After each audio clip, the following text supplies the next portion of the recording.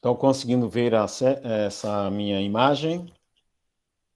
Estamos. Ótimo. Então vamos lá. Esse é um assunto na sequência da embriologia, um assunto também capital para que a gente possa interpretar os eventos que estão envolvidos na origem ou na formação de um animal, de um ser humano.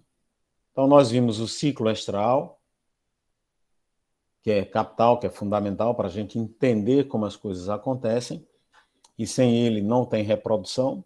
Então, por isso que comecei por ele. Depois do ciclo sexual, a gente passou para a gametogênese, que é a formação dessas células que são importantes.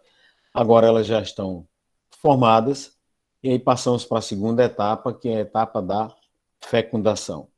Essa etapa é muito importante para a gente precisa entender o que ocorre durante essa etapa, como ocorre e por que ocorre. Então, tudo isso são os objetivos dessa aula. Ao final dela, certamente você vai estar mais preparado com relação a entender como ocorre, quais os tipos de fecundações que existem nos animais e quais as diferenças de um animal para outro em termos de fecundação e quais os eventos que estão envolvidos na fecundação. Então, na realidade, a fecundação nós poderíamos definir como a fusão dos gametas, masculino e feminino, e que é seguida por um fenômeno que nós chamamos de anfimixia, e essa anfimixia é a fusão dos pronúcleos masculino e feminino. Então, esse vídeo inicial aqui, ela mostra exatamente o que nós vamos falar sobre fecundação. Então, veja, os espermatozoides são depositados e eles vão migrar até o óvulo. E são milhões que vão chegar no óvulo, mas apenas um, normalmente, vai fecundar o óvulo. E após isso, ninguém mais entra. Por que é que ninguém mais entra? Nós também vamos entender isso. E depois, então, que ele penetrou no óvulo, a anfimixia, que é a fusão dos dois pronúcleos, macho e fêmea, e assim nós temos o mecanismo da fecundação. Essa fecundação nos animais, ela pode ser externa, que ocorre sempre em animais que vivem em meio aquático, e uma fecundação interna ou intrauterina para a maioria dos animais que nós trabalhamos. Aí, no caso, aves e mamíferos. Então, normalmente, a fecundação externa é aquela que ocorre fora do corpo materno e, basicamente, sem acasalamento. É o que ocorre para peixes e anfíbios. No caso da fecundação intrauterina, há o acasalamento e a fecundação vai ocorrer no interior do corpo da fêmea, mais precisamente a nível das tubas uterinas. E mamíferos e aves ocorre dessa forma. Então, nessa reprodução sexuada, porque envolve dois sexos, o macho e a fêmea, então, seja para fecundação interna ou externa, na realidade, o macho vai depositar, no caso da fecundação interna, ele vai depositar os seus gametas, o gameta masculino, que são os espermatozoides, no trato reprodutor feminino, e através do acasalamento. E para que haja esse acasalamento, evidentemente, e a gente viu isso um pouco dentro do ciclo sexual, há toda uma estratégia, principalmente por parte da fêmea, de atratividade durante o período da ovulação, e nós vimos isso no ciclo sexual, porque normalmente a fêmea ela vai estar proceptiva ou receptiva do macho, basicamente naquele período em que vai ocorrer a ovulação. Como a gente viu, normalmente a ovulação ela vai ocorrer no terço final do ciclo ou do estro, né? Do estro, ou do cio. Então, há o acasalamento durante o cio, há a deposição, ou a liberação dos gametas masculinos, dos espermatozoides, dentro ou no interior da fêmea, e ocorre a fecundação interna. Essa fecundação é a união dessas células reprodutoras, espermatozoide e óvulo. O espermatozoide é provavelmente a menor célula do organismo animal e o óvulo é a maior célula. Depois que há a anfimixia, que é a fusão dos dois pronúcleos, então forma-se uma célula única, que é o selo, o ovo, ou também chama-se de zigoto, e esse aí é a partir dele que vai se formar o novo indivíduo. Em espécies, principalmente espécies aquáticas, e que há sexo também, macho e fêmea, então, essa fecundação ela se dá no ambiente. Então, o macho ele vai liberar os gametas masculinos, no caso, os espermatozoides, no meio ambiente, normalmente na água. E a fêmea também vai liberar seus óvulos na água. E a fecundação ela se dará não no interior ou no corpo da fêmea, mas fora do corpo da fêmea, formando-se aí a célula única ou zigoto e, posteriormente, o indivíduo. Então, o que ocorre, por exemplo, com os peixes? Eu vejo aqui realmente um processo que me chama muita atenção. Então, a fêmea, isso aqui é a fêmea de um salmão, né? ela vai ela faz um buraco, tá? Uma cavidade no seio, no leito do rio, na parte de baixo, na areia do rio, ela vai cavar e colocar esses ovos. E por que é que ela cava e ela não solta esses ovócitos, esses óvulos, sem cavar? Quem poderia responder? Para não sair tudo boiando aí, para tudo quanto é canto. Perfeitamente, perfeitamente, absolutamente. Você veja que há uma estratégia por trás de algo que se faz. Então você veja que já há uma sabedoria, já há uma inteligência, né? Isso não é uma coisa por acaso, né? Porque sempre ocorre assim. A fêmea vai cavar esse buraco e é ali no buraco onde ela vai depositar os seus óvulos. E o macho, certamente, ele vai identificar o posicionamento onde estão os óvulos que a fêmea depositou, e ele vai liberar o seu esperma em cima dos óvulos. E esses espermatozoides vão fecundar esses óvulos que estão ali depositados. Então veja que aqui não há, apesar de haver macho e fêmea, mas não há aqui uma monta, não há um acasalamento. Mas há toda uma estratégia de macho e fêmea. Um é o papel da fêmea e outro é o papel do macho. A fêmea deposita os óvulos, ela tem o cuidado de depositar os óvulos em um local onde esses óvulos não sejam espalhados, e aí seria difícil para sofrer, porque num rio sempre vai existir uma correnteza, uma corrente, seria complicado para que o macho pudesse liberar seu esperma e esse esperma fecundar esses óvulos. Então, há um local que o macho identifica, ali estão os óvulos, e ele deposita os gametas masculinos, os espermatozoides, exatamente naquele local, e assim ocorre a fecundação, e essa é uma fecundação externa. Esse é um exemplo de fecundação externa. Ocorre fora do ambiente corporal. E logo depois da fecundação, vão se formar os alevinos, e aqui já são indivíduos formados, porque aqui Também vai ter todo aquele processo da fecundação, formou o ovo se divide, e aí vai formar 3 meses depois, já estão formados os alevinos, que vão romper o ovo aqui. Agora, eu acho interessante esse peixe que é o Apogon limenus. Esse é um exemplo, tá, de macho. Eu acho fantástico esse animal. Tá? O que é que ele faz?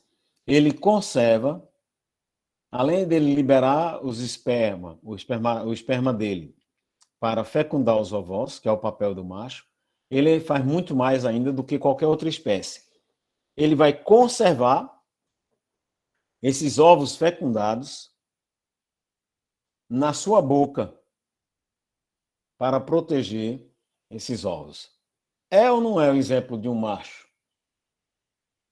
Não sai para comprar cigarro, esse aí é de respeito. Esse é um exemplo que nós devemos seguir, né?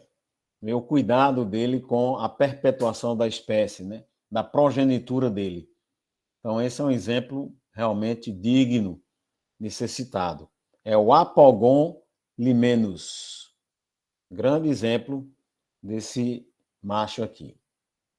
Então, a fecundação interna, ela já ocorre pelo acasalamento, o acasalamento, e o macho vai depositar o sêmen nas vias reprodutivas da fêmea e o local de deposição do sêmen vai variar de acordo com a espécie. Nós vamos ver isso já já, para vocês aprenderem, dependendo da espécie, o local de deposição do sêmen é diferente nas espécies que nós trabalhamos. Então, logo depois que há o acasalamento, o sêmen depositado, esses espermatozoides vão migrar em direção para se encontrar com o óvulo que ovulou, ou que está por ovular. O óvulo está por ovular. E esses espermatozoides eles vão migrar em direção ao óvulo e vão fecundá-lo. Normalmente, essa fecundação, na maioria das espécies, se dá no terço médio das tubas uterinas. Então, isso também, na maioria das espécies, é um processo que ocorre exatamente dessa forma. Então, para que haja a fecundação, isso se desenvolve em etapas, que são etapas que ocorrem de forma sincrônica, ou seja, de forma sucessivas, e que tem uma ordem. Então, para que haja fecundação, há uma primeira etapa, que é a etapa glandular, que é a etapa da gametogênese. Primeiro, é necessário que se formem os gametas. Nós já estudamos isso aí. A etapa da ejaculação e da ovulação. Isso aqui também são eventos que vão depender das glândulas. Não é? Lembrando aqui que os testículos são glândulas e os ovários são glândulas. Tá? Então, essa primeira etapa é uma etapa de natureza glandular. Depois há uma segunda fase, ou uma segunda etapa, que uma vez depositada, uma vez após a ejaculação e após a ovulação, vai existir uma migração espermática e uma migração ovocitária. Ou seja, o ovócito que foi ovulado, ele também migrará. Nós vamos ver isso. E os espermatozoides também migrarão em direção ao ovócito. Depois e durante essa migração, aqui é uma etapa vagino-útero-tubária, vai existir a capacitação espermática e uma capacitação ovocitária. Tanto os espermatozoides como os ovócitos vão ser capacitados para que possam passar pelo processo da fecundação propriamente dito. E a terceira etapa é a etapa da fusão, que é, na realidade, a penetração do espermatozoide no óvulo e também, nessa etapa, a fusão dos dois pronúcleos, que é a anfimexia. Então, todos os processos que nós vamos que temos durante e que envolve a fecundação estão agrupados nessas 3 etapas aqui. A primeira etapa é a etapa glandular, a segunda, vagina, útero, tubária, e a terceira etapa é a etapa da fusão. E aqui é claro que o fenômeno da cópula, ou o comportamento copular, é importantíssimo. E isso é importante ressaltar aqui, que isso também vai mudar entre os animais que nós trabalhamos. Então, veja, nos ruminantes, seja no boi, seja caprino, seja ovino, a cópula ela se dá de forma extremamente rápida e ocorre em menos de 1 minuto. Então, é muito rápido a cópula dos ruminantes. Nos cavalos, já ocorre de forma um pouco mais longa, ou mais longa do que nos ruminantes. Já nos porcos, ela ocorre em vários minutos. E nos cães, a cópula demora entre 5 a 30 minutos. E esse fator, ele está associado ao volume espermático, ou seja, a quantidade de esperma que será depositado no trato reprodutor feminino. Tá? Então, por exemplo, os porcos, eles vão ejacular, a cada ejaculação, algo em torno de meio litro de esperma. Aproximadamente 500 ml, meio litro de esperma, não é brincadeira.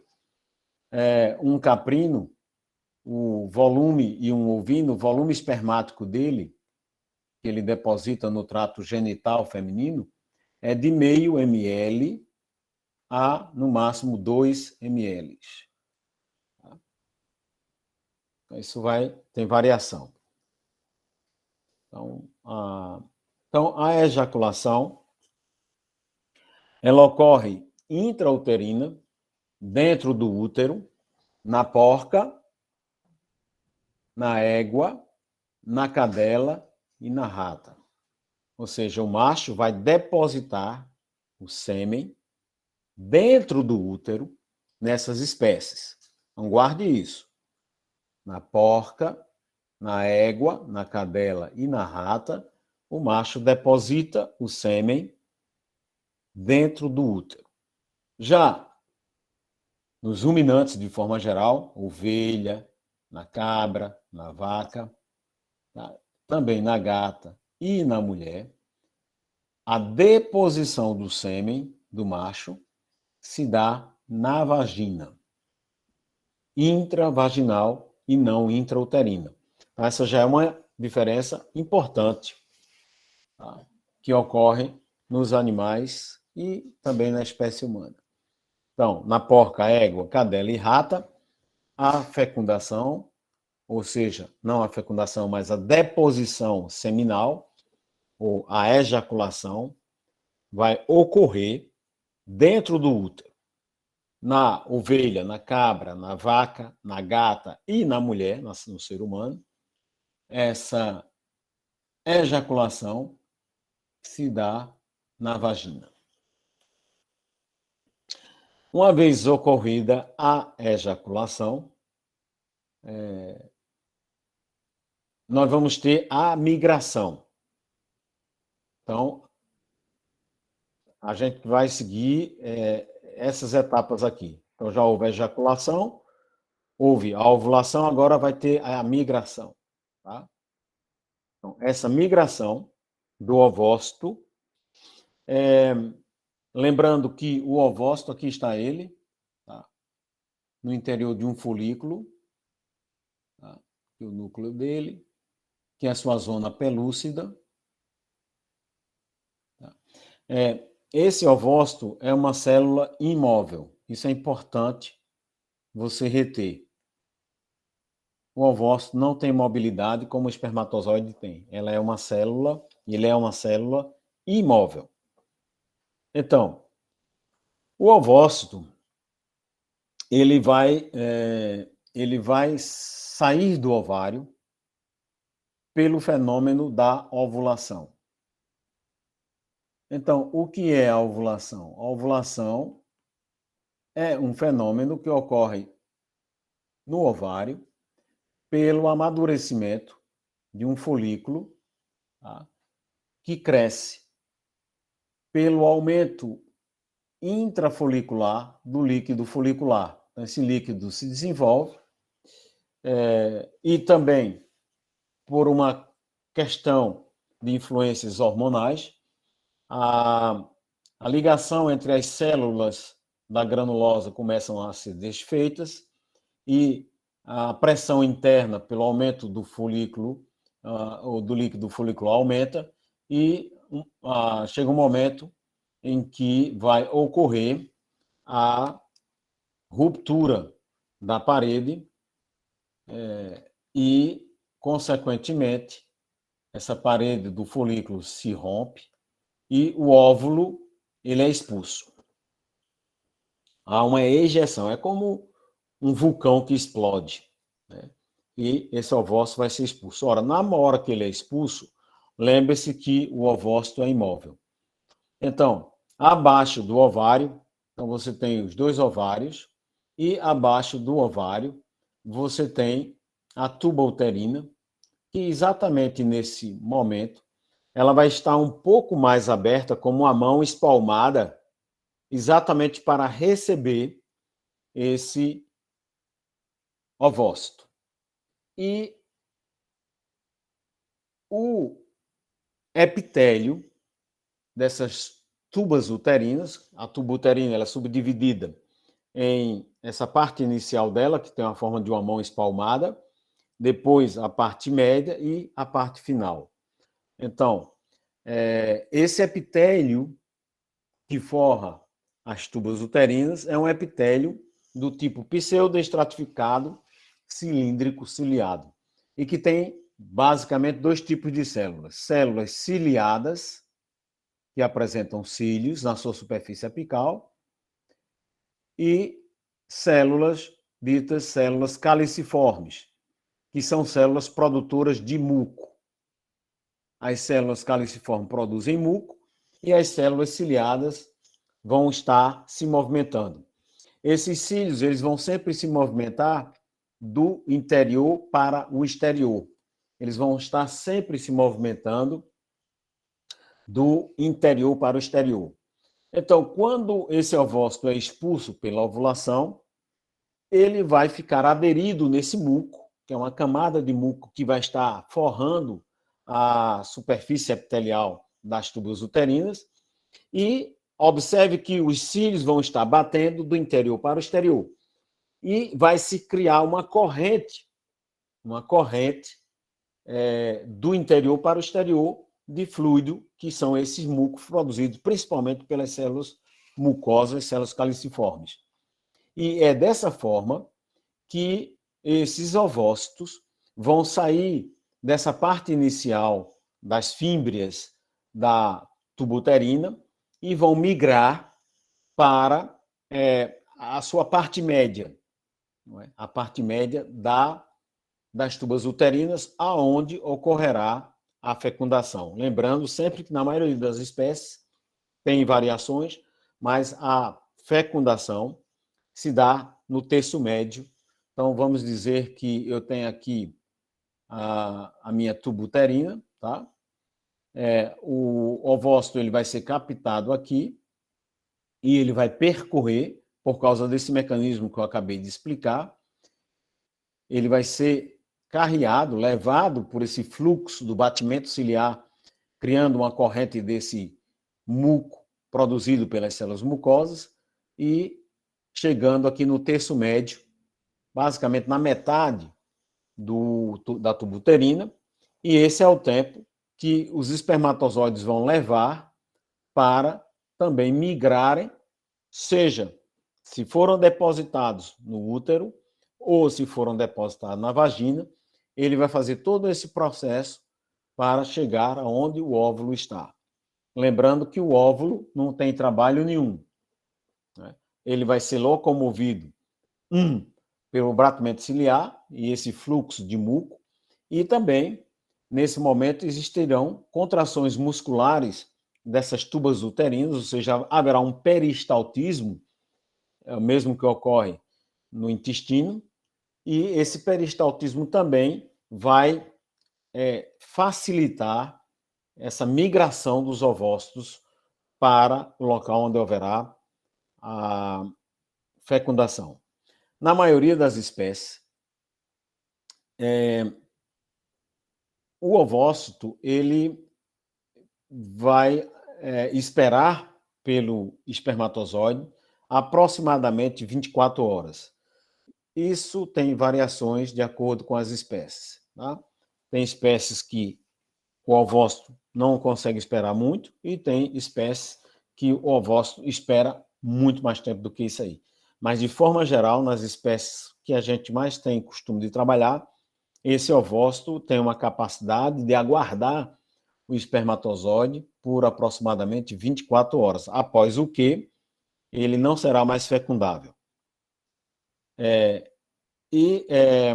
Logo depois, se ele foi fecundado ou se não foi fecundado, ele chegará no útero em aproximadamente 80 horas, ou seja, 3 a 4 dias pós-ovulação.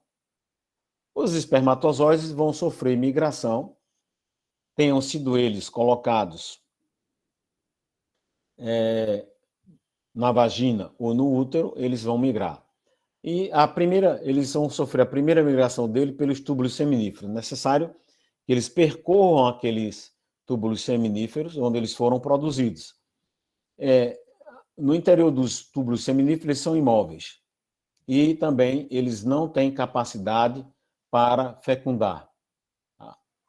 Lá dentro dos túbulos seminíferos, um espermatozoide ainda não tem poder de fecundação.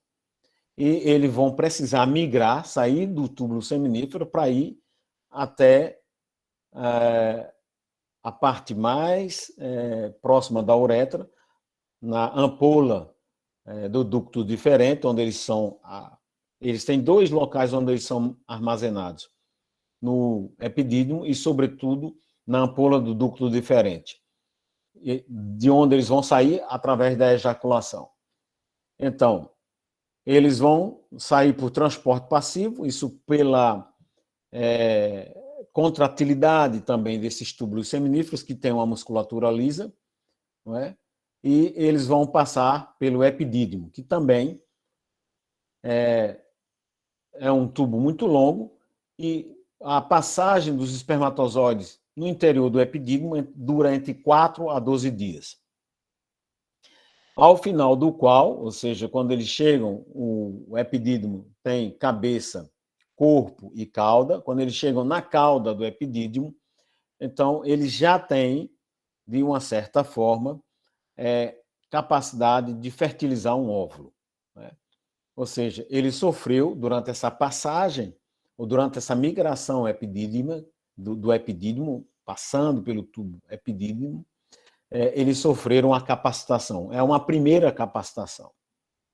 E depois eles vão sofrer contrações peristálticas também no canal deferente, e depois haverá o processo da ejaculação, onde eles vão ser eliminados para fora do sistema reprodutor masculino.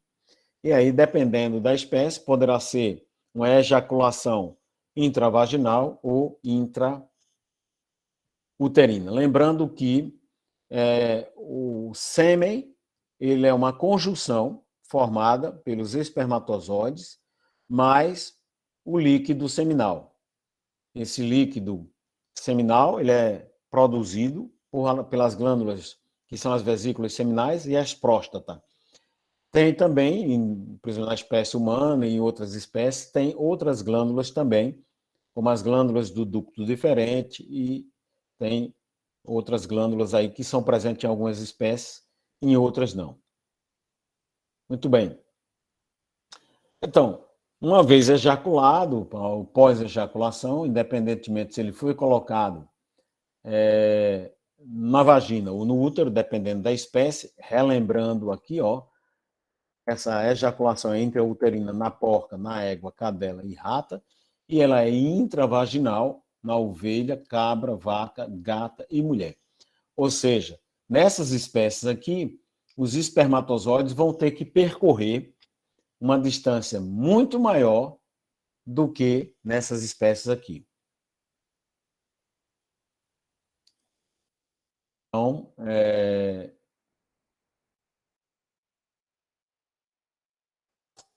quando eles são ejaculados, esses espermatozoides, principalmente nas espécies cuja ejaculação é vaginal, eles vão sofrer um processo de seleção e essa seleção é feita pelo muco cervical. Então, aqui a gente tem uma imagem de um espermatozoide exatamente na parede da cervix uterina, que é a entrada do útero. E aqui a gente vê já a presença de muco. Então, esse muco é realmente no caso do espermatozoide, ele é um obstáculo a mais que o espermatozoide tem que enfrentar. E esse obstáculo, e ele tem que passar por esse muco, principalmente o muco cervical, que vai estar basicamente obstruindo, entre aspas, o útero. Então, a passagem dele por desse muco já faz uma seleção, ou seja, os espermatozoides mais fracos não passarão, eles vão ficar retidos ali naquele muco. Tá? Então, nesse sentido, já há uma eliminação dos espermatozoides anormais ou espermatozoides imóveis. Então, aí já é uma primeira seleção. Você vê que ele passa por um processo seletivo. Só vai chegar lá no óvulo o campeão, ou os campeões. E só vai penetrar o campeão, o cara, né? Como disse o presidente dos Estados Unidos. Então, essa capacitação, durante todo o processo de migração dos espermatozoides, eles vão sofrer capacitação. Eles vão sofrer um processo, tipo uma lavagem, principalmente uma lavagem periférica das membranas dele, principalmente a membrana citoplasmática, e isso vai modificar a estrutura desse espermatozoide e vai capacitando ele para que ele possa ser um espermatozoide fecundável. Então, na realidade, essa capacitação são modificações estruturais e funcionais que vão permitir aos espermatozoides a aquisição do poder de fecundação. Tá? Então, essa capacitação ela vai ocorrer essencialmente no útero e na trompa. Tá? E, na realidade, o que ocorre são modificações da membrana plasmática do espermatozoide. Essa capacitação não é nada mais, nada menos do que modificações da membrana plasmática do espermatozoide. Então, que modificações são essas? Perda de proteínas da superfície, perda de resíduos glucídicos, de proteínas intramembranárias e eliminação de uma parte do colesterol livre. Todos esses três fenômenos constituem essas modificações da membrana plasmática do espermatozoide e isso fará com que esses espermatozoides se tornem capazes de fecundar. Se isso aqui não acontecer, ele não será capaz de fecundar. Então, a capacitação dos espermatozoides, na realidade, os espermatozoides, quando depositados após a ejaculação, eles ainda não são fecundantes, quando depositados nas vias genitais femininas. Esse poder de fecundação, ele é adquirido depois de um certo tempo em que esses espermatozoides vão estar nas vias genitais femininas. Então, por exemplo, na coelha, esse processo de capacitação do espermatozoide demora 11 horas. Na porca, 6 horas. E na ovelha, 2 horas.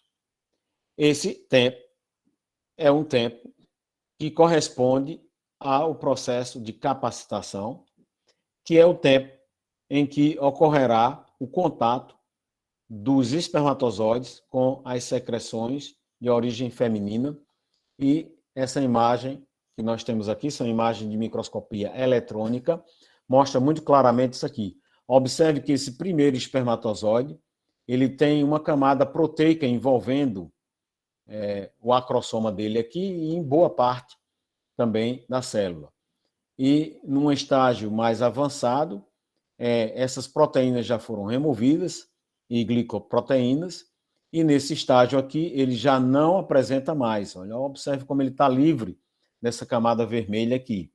Então, esse espermatozoide aqui, ele sofreu esse processo de capacitação e, consequentemente, ele está pronto para fecundar. E é isso que vai permitir que haja uma fusão da membrana plasmática do espermatozoide e a membrana externa do acrossoma. Então, esse processo aqui também, ou seja, essa fusão da membrana plasmática do espermatozoide e a membrana externa do acrossoma, é algo também importante que ocorre durante a capacitação dos espermatozoides. E o que é isso? Basicamente isso aqui, são 3 etapas. Então, você tem a membrana externa do acrossoma, tá? E a membrana interna do acrossoma, e você tem aqui a membrana plasmática do espermatozoide, olha ela aqui, e aqui você tem a membrana externa, essa aqui, do acrossoma, e a membrana interna do acrossoma. Lembrando que é nessa membrana, é nesse acrossoma onde vão estar as enzimas, né? As enzimas que são importantes para que o espermatozoide possa penetrar o óvulo. Então, esse processo aqui de fusão dessas membranas, então, observe que a membrana externa, ela começa a se fusionar com a membrana citoplasmática, no caso, do espermatozoide, começa a se fundir com a membrana externa do acrossoma. E isso vai, posteriormente, criar poros através dos quais as enzimas que estão no interior desse acrossoma possam ser liberadas, e são essas enzimas que vão digerir as membranas do ovócito.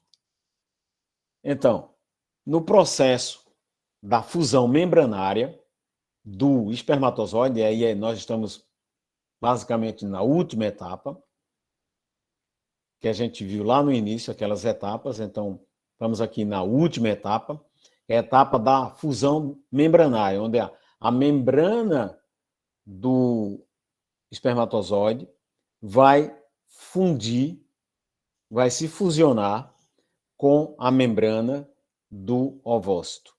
Então, essa fusão membranária dessas duas células ocorre em 4 etapas.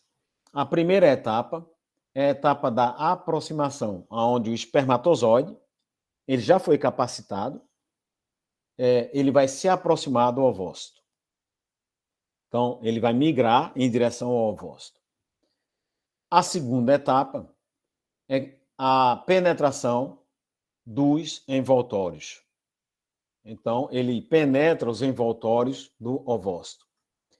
E depois que ele penetra, vai existir aí agora uma terceira etapa, que é a fusão com a membrana plasmática do ovócito. As duas membranas vão fundir e, posteriormente, vai existir a quarta e última etapa, que é a anfimixia, onde os 2 pronúcleos das 2 células vão se fundir, formando um só núcleo, e aí formando-se o ovo ou zigoto. Então, esse gráfico aqui, essa imagem, resume essas 4 etapas no processo da fusão ou da fecundação interna. A primeira etapa, ou a primeira fase, é a fase da aproximação. Os espermatozoides vão se aproximar do ovócito. Tá? Lembre-se que ele já está capacitado, ele já sofreu esse mecanismo aqui. Tá? Logo depois da aproximação, ele vai penetrar nos envoltórios. Essa é a etapa 2, ou na segunda fase. Então, ele penetra no envoltório do ovócito e a membrana acrossômica dele vai se dissolver e aí serão liberadas algumas substâncias que vão digerir a membrana plasmática do ovócito e ele, então, penetra, e aí a terceira fase, a fase de fusão mesmo, membranária, ele penetra dentro do ovócito e a quarta e última etapa é a anfimixia, onde há a fusão dos dois pronúcleos, do macho e da fêmea, formando aí uma célula agora a diploide, não é? Com metade da carga cromossômica vinda do pai e metade da carga cromossômica vinda da mãe. Então, nesse processo da penetração, ele aproximou e agora vai penetrar. É importante dizer que o espermatozoide ele vai se acolar, ou seja, vai colar-se, ele vai se fixar na membrana plasmática do ovócito de forma tangencial ao ovócito. Ele não vai penetrar o ovócito, aqui está o ovócito, ele não vem reto e entra aqui, não. Ele vem meio enviesado, tangencial. Ele vai vir mais ou menos inclinado aqui, tá? Num plano mais oblíquo. Então, essa imagem mostra muito claramente isso. Tá? Então, ele penetra o ovócito tangencialmente. Depois que ele penetra, claro que aí as liberações das enzimas acrossômicas, né, que ele tem no acrossoma dele, vão contribuir significativamente para isso, mas tem outros fenômenos também que nós vamos ver já já. Então, logo depois tem essa fusão das membranas do espermatozoide e do ovócito, e aí o espermatozoide perde a cauda e penetra progressivamente dentro do ovócito. E a sua penetração vai acionar a ativação do ovócito. E essa ativação do ovócito é importante, nós vamos ver já já o porquê. E você vai entender algo muito interessante. Então, basicamente, nesse processo da fusão membranária do espermatozoide com o óvulo, o que ocorre é exatamente isso aqui. Há uma aproximação do espermatozoide, ele tem uma reserva de actina polimerizada abaixo do acrossoma. O espermatozoide ele passa a ser, com a abertura daqueles poros, ele vai passar a ser mais acessível à entrada de cálcio dentro da sua cabeça do espermatozoide. Ao mesmo tempo, ele cria pontes de ligação com a membrana plasmática do ovócito e, por causa da entrada desse cálcio, há uma fragilidade também da membrana, do acrossoma, e a liberação dessas enzimas acrossômicas e, ao mesmo tempo, essa actina ela vai se polimerizar ainda mais por causa dos íons cálcio e vai se criar aqui um filamento acromicial de actina. E esse filamento vai fazer essa projeção como se estivesse dando uma injeção. Né? E isso, junto com as proteínas acrossômicas, as enzimas digestivas, e mais essa força exercida pela projeção desses filamentos de actina no interior do espermatozoide, levará a um rompimento dessa membrana. E se rompe aqui a membrana do espermatozoide e se rompe a membrana do ovócito. E aí o espermatozoide penetra no interior do ovócito. No momento em que esse espermatozoide penetra o ovócito, e aí vai se dar uma ativação ovocitária para a formação de algo muito interessante, que é a formação da membrana de fecundação. Então, no início da penetração dos espermatozoides, há a exocitose, ou seja, a saída de um grupo de grânulos secretórios, que são chamados grânulos corticais. E isso vai se chamar de reação cortical. Tá? Então, quando o espermatozoide penetra no óvulo, então há uma exocitose de um grupo de glândulos, chamados grânulos secretórios ou grânulos corticais, e aí se dá o que a gente chama de reação cortical. E aí, a membrana do ovócito e a zona pelúcida do ovócito, porque o ovócito é a célula, mas envolvendo o ovócito tem uma zona pelúcida de natureza glicoproteica. Então, vão se modificar, tanto o ovócito como a zona pelúcida. E essa modificação vai fazer com que haja a formação dessa membrana de fecundação.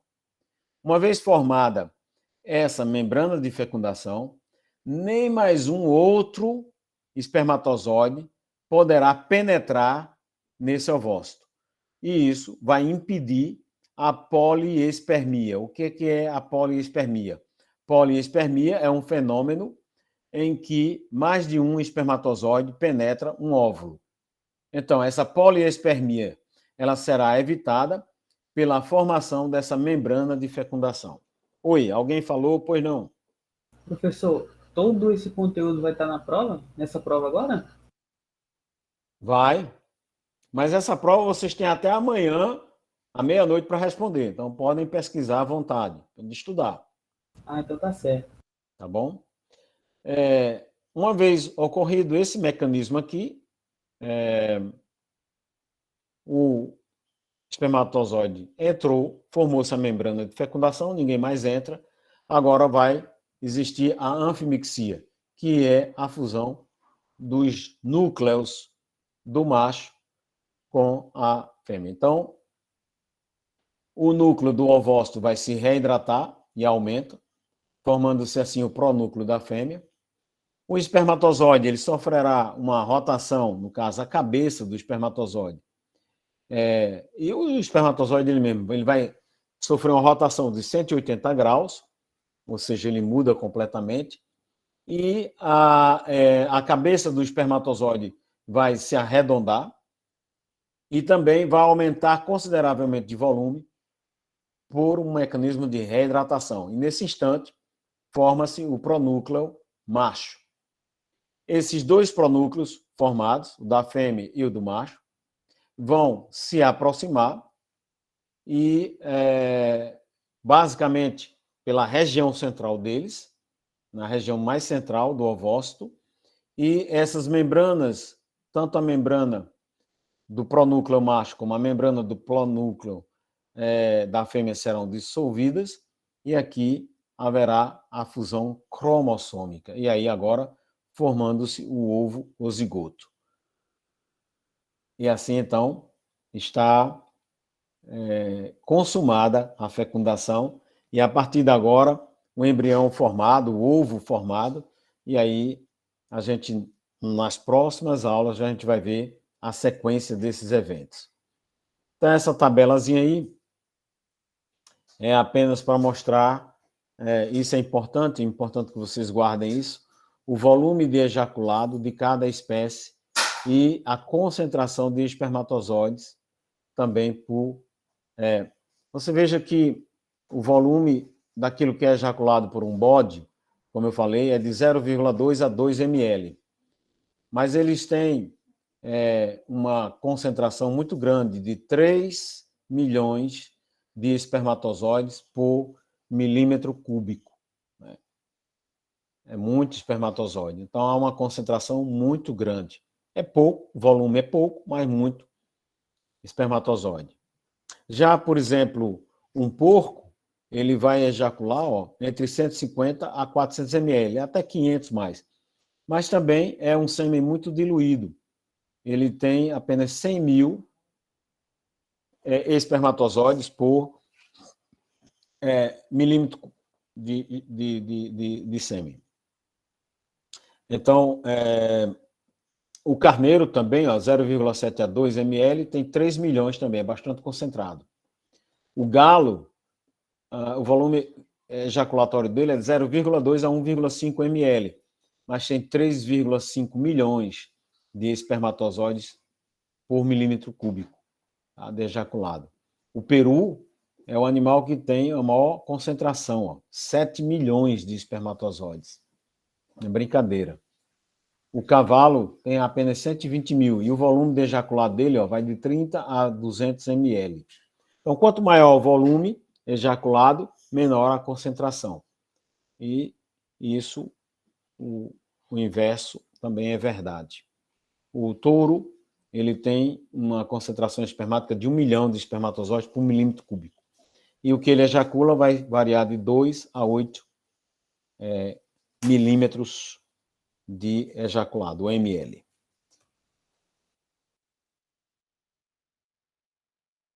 Professor, Pois não. o que também acontece fenômenos tipo dois espermatozoides fecundar um único óvulo? É muito raro, exatamente por causa da formação daquela membrana que eu mostrei, a membrana, deixa eu ver aqui. Então, quando o espermatozoide ele penetra, forma-se essa membrana de fecundação. E essa membrana, nenhum espermatozoide poderá mais rompê-la. Então, isso evita esse fenômeno que é chamado poliespermia, ou seja, o fato de que um óvulo seja penetrado por mais de um espermatozoide. Isso pode acontecer? Pode, mas é uma raridade, não é a regra. A regra é só um espermatozoide fecundando um óvulo. E se dois fecundarem, normalmente não haverá o desenvolvimento do embrião.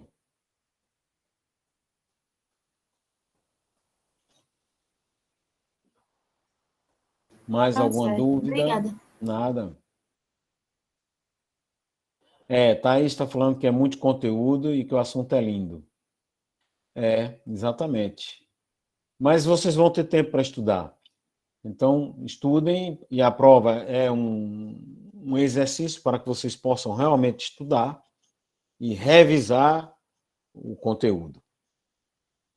E assim aprenderem mais ainda.